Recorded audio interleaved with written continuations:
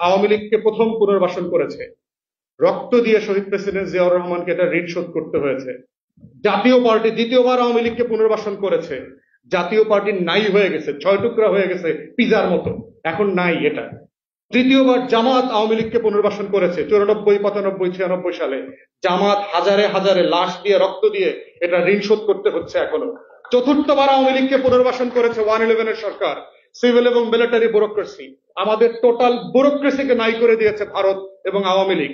অতএব যারা আওয়ামী লীগের মতো একটা গোখরা সাপকে, একটা কোবরা এবং কুমিরকে পুনর্বাসনের রাজনীতি করছেন, তাদেরকে ইতিহাসে ফিরে যেতে হবে।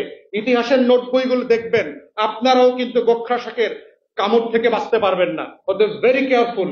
জুলাই রেভলিউশন হচ্ছে শত্রু মিত্র চেনার রাজনীতি। জুলাই রেভলিউশন হচ্ছে লাল সবুজের পতাকার বাঁচিয়ে রাখার রাজনীতি।